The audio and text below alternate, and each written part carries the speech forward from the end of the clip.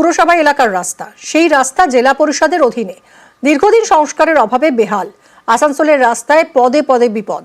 পশ্চিম বর্ধমান জেলা পরিষদের বক্তব্য, টাকার অভাবে রাস্তা সংস্কারের কাজ থমকে রয়েছে।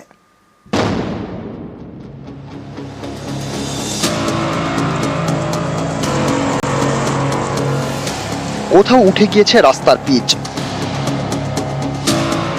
কোথাও তৈরি হয়েছে গর্ত। আসানসোলের এ রাস্তায় যাতায়াত করতে হয় ঝুঁকি নিয়ে। অভিযোগ, দীর্ঘ 18 বছর এ রাস্তা সারানো হয়নি।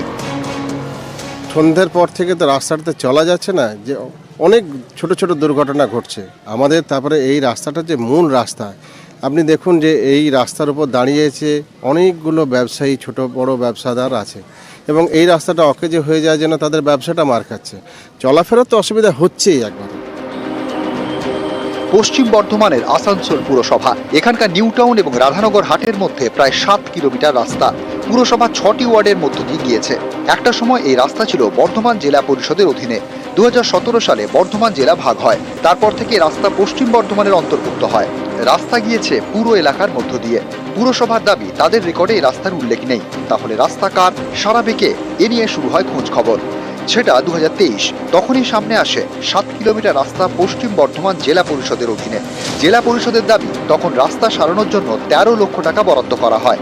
কিছুটা কাজ হওয়ার পর থমকে যায়, তাই রাস্তার হালও ফেরেনি। এখান দিয়ে যাওয়া মানে পদে পদে বিপদ।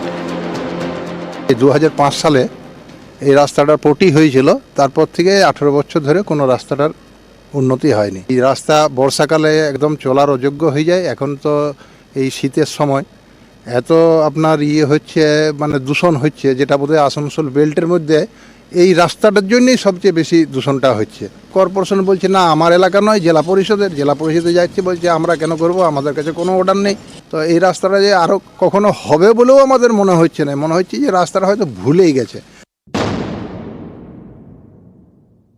আমরা দুবার রাস্তাটা কিছু পোর্শন সারিয়েছি, আবার টাকা এলে গভর্নমেন্ট টাকা দিলে আবার শুরু করবো, আর কোনো মেম্বার যেহেতু নেই, মেম্বার থাকলে তো কবে হয়ে যেত, কোনো সময় থাকতো না।